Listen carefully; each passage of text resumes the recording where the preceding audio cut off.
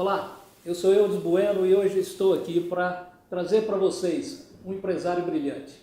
Estamos aqui com Robson Shiba, esse grande empresário que não precisa de muita apresentação porque o Brasil inteiro já conhece o Shiba. Mas antes eu gostaria de pedir a você que você pudesse fazer um comentário aqui embaixo de tudo que você ouvir aqui, de algum questionamento que você tenha. E você pode fazer um comentário que depois eu vou encaminhar para o Shiba, do que você achou, de alguma coisa, alguma dúvida que você tenha com ele. Curte aí também o nosso canal, tá bom? Shiba, muito obrigado por estar me recebendo aqui, falar para o meu público, um público jovem, e eu quero te agradecer por estar aqui. Eu que agradeço o convite, Eudes. Sempre que eu sou convidado a compartilhar um pouco de experiência, eu vou com todo prazer, né? Porque eu acredito que através, né, desse ato de compartilhar experiências vividas, você pode ajudar a impactar a vida de muitos empreendedores, né? Então, parabéns pela iniciativa. Muito obrigado. E uma das características sua é essa e é reconhecida. Nós tivemos um evento junto agora, né, que é o Segredos da Audiência lá do Samuel, e é impressionante como que você cativa as pessoas. Então, essa é uma das razões que eu busquei ouvir de você um pouco da sua história. Legal. Mas algumas pessoas ainda não tiveram a oportunidade de conhecer um pouco da vivência que você teve, como é que você começou. Você poderia falar um pouquinho dessa sua história? Lógico. Eu sempre coloco que eu sempre tive boas referências, né? E as grandes referências da minha vida foram meu avô e o meu pai, né? Porque meu avô veio do Japão com pouca idade, sem saber falar a língua aqui portuguesa, foi colocado no interior de São Paulo para trabalhar na lavoura, e foi lá que ele começou a vida dele, foi lá que começou a vida do meu pai. Então eu sou venho de uma família meio humilde, mas de pessoas com muita vontade de trabalhar e principalmente com muita honestidade e ética, né? Então eles sempre falavam para mim que se você acordar cedo e dormir tarde, trabalhar com muita ética e honestidade, a sua chance de prosperar ela é muito grande. Então foi obedecendo essas regras muito simples que eu comecei a minha vida, né? Eu nasci em Maringá. Meu pai, ele conseguiu sair da lavoura estudando, então ele trabalhava durante o dia, estudava à noite, ele conseguiu fazer o curso de odontologia, aí ele se mudou para o Paraná e lá eu nasci em Maringá, e meu avô, com muita força de trabalho também, saiu da lavoura e montou uma serraria, e depois essa serraria cresceu, se transformou numa loja de materiais para construção. E aí meu avô chama meu pai para ajudá-lo nessa loja aqui em São Paulo, e a minha vida começou nos fundos de uma pequena loja de materiais para construção. Acordando cedo, dormindo tarde, trabalhando com muita honestidade e ética. Você já nasceu dentro de um trabalho, né? O seu ambiente de trabalho e a casa eram meio que integrados, né? Integrados, né? Nós morávamos no fundo da loja, né? Cada família morava num quarto, meu avô num quarto, eu, meu pai, minha mãe, minha irmã em outro, meu tio, minha tia e meus primos em outro quarto, né? A gente sempre teve uma vida bem regrada, bem humilde, mas com bastante trabalho, bastante familiar.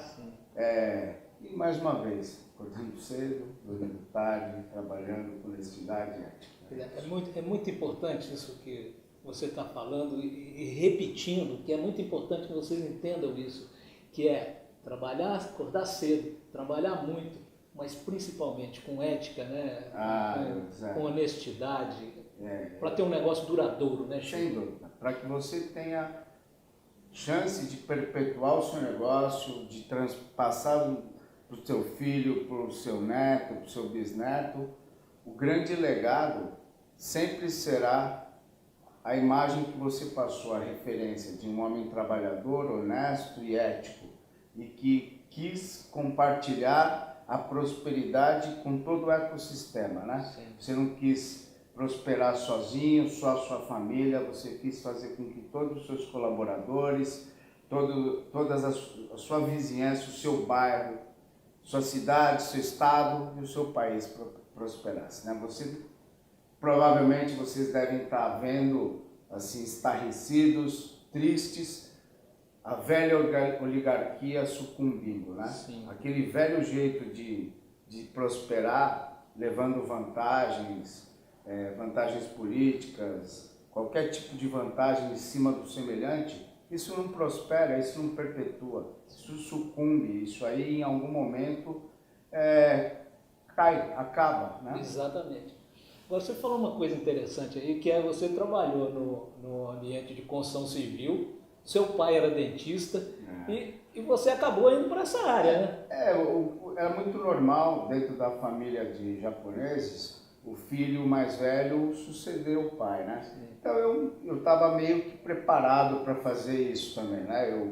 Meu pai fez odontologia, então eu também fiz odontologia para fazer a sucessão no consultório. Eu também, em paralelo, iria sucedê-lo na loja de materiais para construção.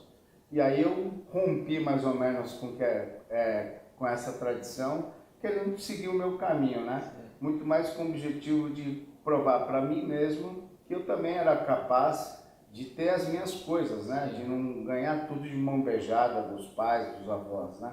Eu queria provar para mim mesmo que eu era capaz também, porque eu acho que todo ser humano, né? Quando éramos neandertais lá, nós sempre fomos caçadores, né? Exatamente. Pra gente conseguir comer, se alimentar e cuidar, a gente saía atrás para caçar. Exatamente. Então esse espírito eu acho que é muito forte em mim. Eu quis buscar o que era meu. Sim.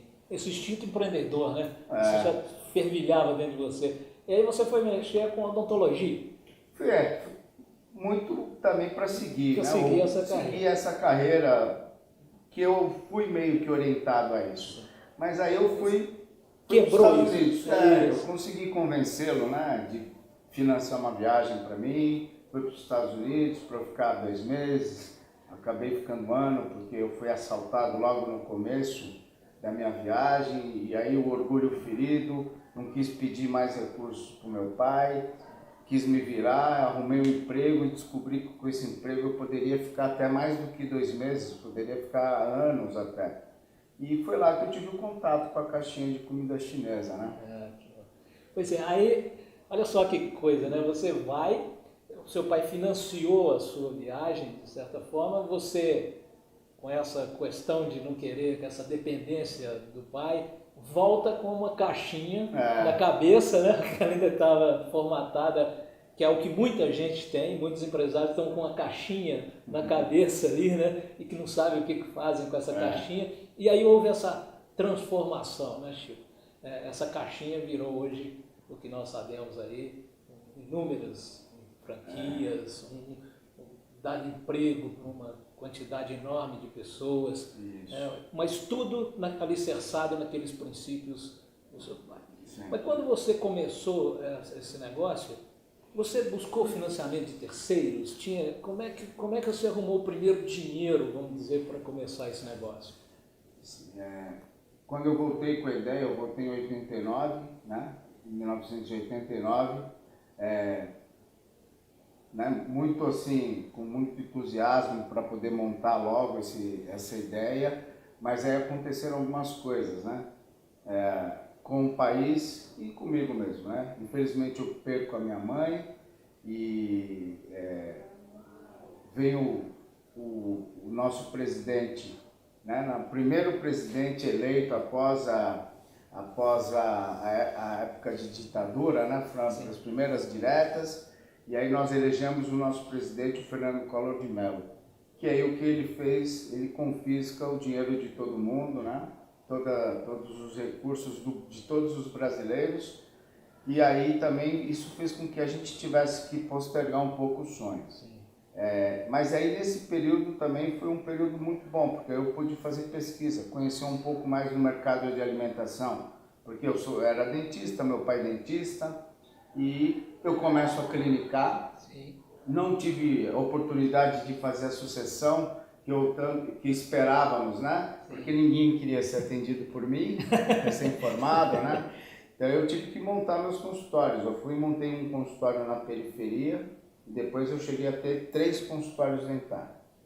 E aí, em 1992, uma situação muito semelhante à que nós estamos passando agora, porque o Fernando Collor, ele também sofreu impeachment. Então nós estávamos passando por um ano terrível, né? Sim. Com o presidente sofrendo impeachment, com a economia completamente bagunçada, uma inflação, né? Muitos dos garotos não sabem nem o que é isso. Nós tínhamos uma inflação de praticamente 100% ao mês. Então os preços eram remarcados todos os dias, né? Você ia no supermercado de manhã, era um preço, à noite já era um outro preço, tinha maquininha de remarcar preço. Terrível, mas foi nesse ano que coube no orçamento. Aí, respondendo a sua pergunta, o financiamento foi próprio, porque eu vendi meus consultórios. Sim. Meu pai tinha um imóvel em que ele vendeu por 1/3 do valor, né? Até porque também ninguém tinha muito dinheiro. E aí nós pegamos esse recurso e investimos em 2 negócios, no Shining Box e no Gengai. É interessante o que você está falando, assim, porque da visão que eu tenho aqui, você teve 2 financiamentos, né? Vamos dizer, você teve um pouco de recurso próprio. Sim. E um pouco de recurso de terceiros. De terceiros. Então, que aí você formou um capital. Mas outra coisa muito interessante que você está falando são os obstáculos que foram surgindo na sua vida. Foi quando você montou as clínicas, por exemplo, o seu instinto empresarial já te fez logo ter 3 clínicas. Sim. Então você foi treinando também esse ambiente empresarial, porque você era vamos dizer, um dentista que a maioria fica numa clínica, então. Mas você já logo viu como um negócio e transpôs isso para o Shining Box. Na verdade, é como as coisas acontecem, né? Eu recém-formado, fui para o consultório do meu pai, não consegui atender muitos clientes, fui para a periferia, arrumei um emprego, né? Trabalhei por 6 meses no consultório de um dentista, consegui juntar um capital para eu comprar o consultório dele. Porque a gente tem uma outra característica, os orientais e os japoneses, né? Que eu acho muito interessante. Sim. Nós sempre temos a seguinte filosofia: a nossa empresa, ela é muito rica. Nós somos muito pobres.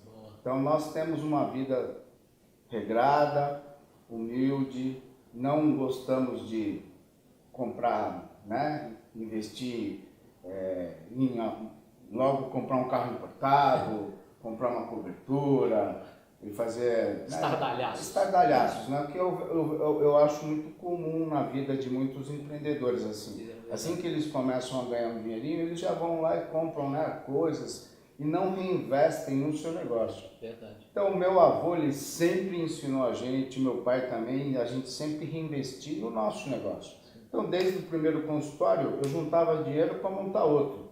E aí eu via que eu tinha amigos que trabalhavam para outros dentistas e eram mais ou menos explorados, né? Eu falei, pô, em vez de trabalhar para ele, eu juntei um dinheirinho, vamos montar um consultório, você trabalha, você fica com metade, eu fico com metade, a gente vai fazendo assim, junta mais um dinheirinho e ajuda outro, sempre fazendo o ecossistema prosperar, né? Sim. Porque a gente sempre também foi muito regrado e revestiu tudo na empresa. Maravilha. Pois é, então presta atenção e absorvam isso, que é rico o que o Shiba está falando. São valores e princípios que são fundamentais em todos os negócios. Então, procure absorver isso e transportar isso para o seu negócio, e nada de vaidade, de orgulhos, né, Shiba? De ter pessoas em sua volta que você é responsável por elas, né? Sem dúvida. Você você é referência, né? Sempre você como líder, você sempre vai multiplicar o seu comportamento, principalmente, até muito mais do que o discurso. Né? Eu vejo um ditado popular que eu acho que é um ditado que só existe aqui no Brasil: casa de ferreiro, espeto de pau, não existe isso. Sim. Né? Você tem que viver aquilo que você prega. Exatamente. Né? Se não tiver autenticidade de comportamento, Aí você pode se candidatar a presidente da República, alguma coisa assim do tipo, né? É mais fácil. É mais fácil. Tem mais campo para trabalhar. Aí você vem hoje, cresceu o negócio, tá, dá esse tanto de... E de repente você vira um tubarão, mano. Então, Manso desse jeito. Como é que é isso? Olha, eu não sei se muitos não conhecem, eu sou meio Forrest Gump, sabe?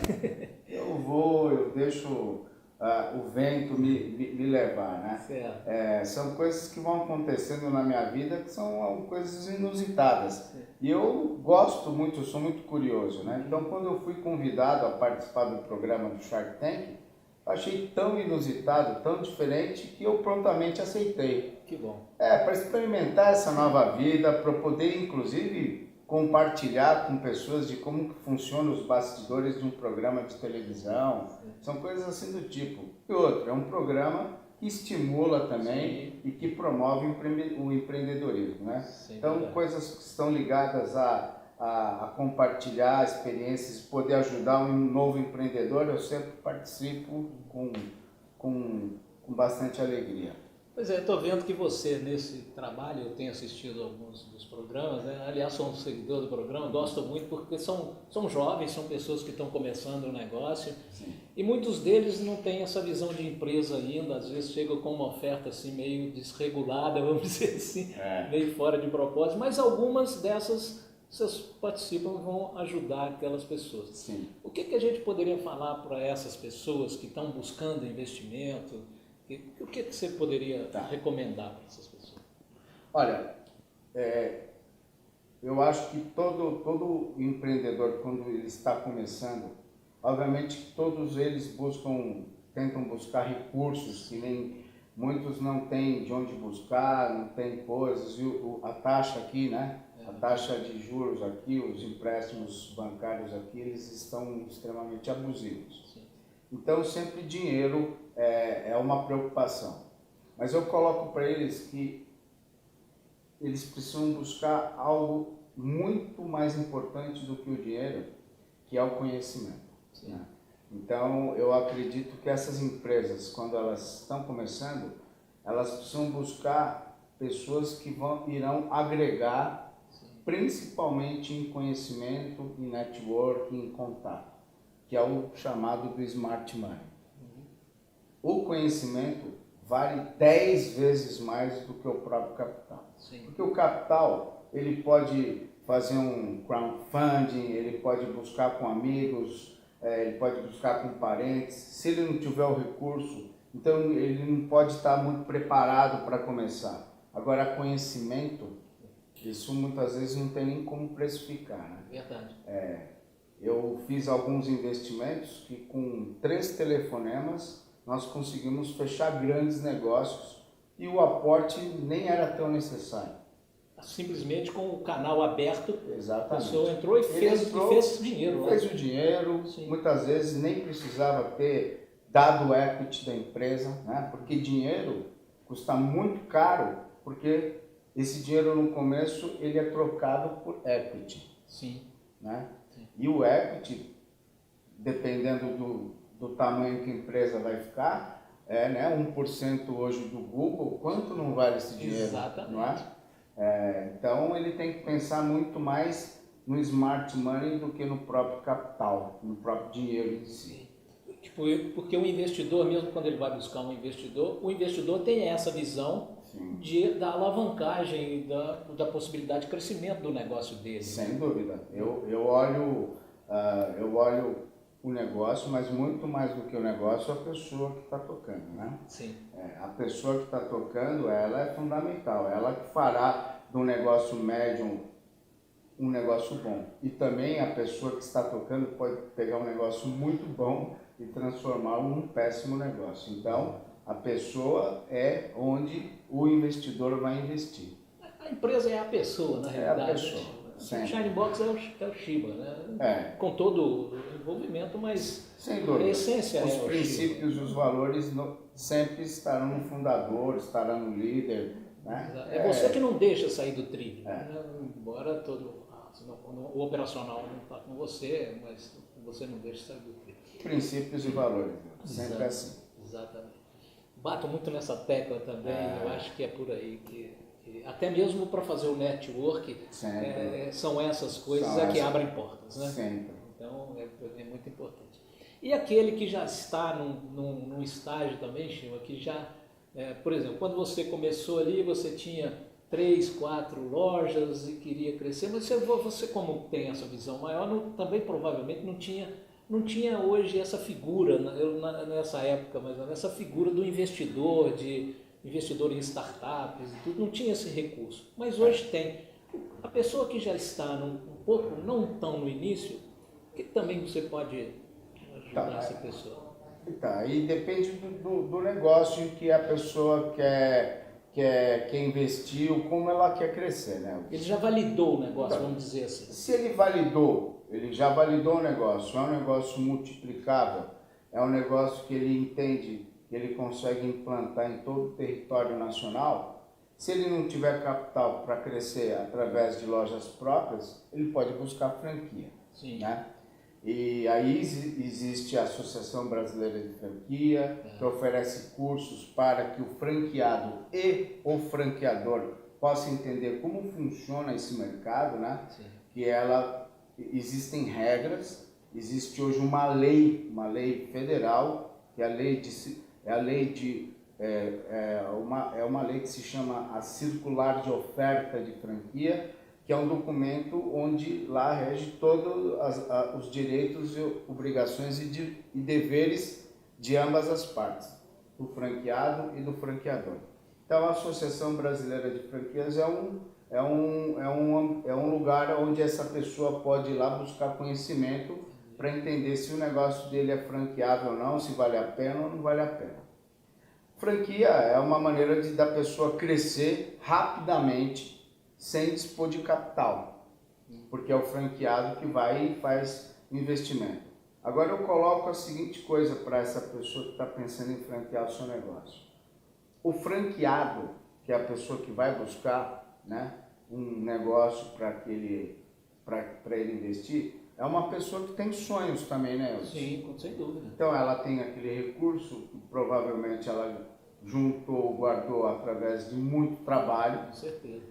E ela investe no seu negócio acreditando que através do seu negócio ela vai ter recursos para realizar os sonhos dela, que normalmente é educar os filhos, comprar a casa própria, poder dispor de um certo conforto, poder eventualmente viajar, é um projeto familiar. Exatamente. Então, o franqueador ele tem uma grande responsabilidade a partir do momento que ele decide começar a franquear o seu negócio. E além da sua família e dos seus colaboradores, ele vai estar também, entre aspas, se responsabilizando por sonhos de algumas famílias, né? Então, ele tem que ter muito cuidado para que ele não transforme o sonho de pessoas em pesadelo, né? E esse pesadelo, um dia, vai se tornar o seu pesadelo também. Reflete, ele volta, né? Volta, sem dúvida nenhuma. Então, agora, sem dúvida nenhuma, uma maneira dele crescer rapidamente sem dispor de capital. Faz uma alavancagem. E ele pode também buscar investidores para ajudá-lo nessa, porque a franquia também tem que ter essa cultura de você está para buscar associação, para poder fazer direito, tem que buscar esse conhecimento. Tem que buscar esse conhecimento. Não é simplesmente vou franquear o meu negócio. Não. Ele precisa buscar conhecimento para saber como funciona esse mercado de franquia. Então, ó, se essa fosse a opção aí de franquear o negócio, preste atenção em tudo isso que o Shiba está falando, porque é fundamental. Se você quer ser também um candidato à franquia, eu sugiro que você converse com a maior quantidade de franqueados da rede, até para saber se o negócio é bom, se o franqueador é uma pessoa de fácil acesso. Se dá assistência. Exatamente, se ele dá as assistências que constam lá na circular de oferta de franquia. Não tem a radiografia melhor do que conversar com todos os franqueados da rede. Ó, se eu pudesse eu ficava aqui o tempo todo, vocês não imaginam o tempo do Shiba como que é, com esse monte de loja que ele tem no Brasil, um monte de projeto. Então, infelizmente, nós vamos ter que chegar a um final aqui, Chiba. Se eu pudesse, ficaria aqui com você conversando a tarde inteira. É um prazer. Mas vamos, antes de encerrar, eu gostaria que você, lembrar mais uma vez, que você deixe o seu comentário aqui embaixo, curta o nosso canal, se inscreva aí, que vão ter muito conteúdo sempre para enriquecer o seu negócio. Esse é o nosso propósito aí, como você tem nos acompanhado e já recebido muito conteúdo nessa área de empreendedorismo. Mas então eu gostaria de deixar, Chiba, a palavra final com você, alguma coisa que você gostaria de acrescentar e que pudesse compartilhar com meus seguidores. Não, legal, olha. Eu vejo nos dias de hoje, assim, uma ansiedade muito grande por parte dos jovens, né, em empreenderem e rapidamente acharem que irão enriquecer, Sim. que irão se tornar novos milionários. Vão tornar um Chiba da noite para o dia. Não, eu acho que porque acontece muito, principalmente hoje, né, em tecnologia, nos meios digitais, né? Mas aí o que eu coloco para as pessoas é a seguinte coisa: olha, vocês não precisam ter pressa, porque o grande legado não é o dinheiro, não é o dinheiro e nunca será, a não ser que você invista numa fintech, né, em que o produto é o dinheiro. Zuckerberg da vida, né, Steve Jobs, Bill Gates, esses grandes ícones, eles são muito poucos e são muito raros. Verdade. A grande maioria precisa trabalhar bastante, acordar cedo, dormir tarde, trabalhar com honestidade, ética. E se você trabalhar assim dessa maneira, fazendo com que o ecossistema prospere, os seus colaboradores, a vizinhança, o bairro, a cidade, o município, o estado do Brasil, você vai fazer isso com muita tranquilidade, com um Forrest Gump. A vida vai te levar, o vento vai te levar, porque você vai estar fazendo uma coisa de maneira muito agradável, feliz em fazer. Estou aqui batendo papo com você, estou muito feliz em poder transmitir conhecimento, a minha filosofia de vida. E você vai ver que o tempo passa muito rápido também.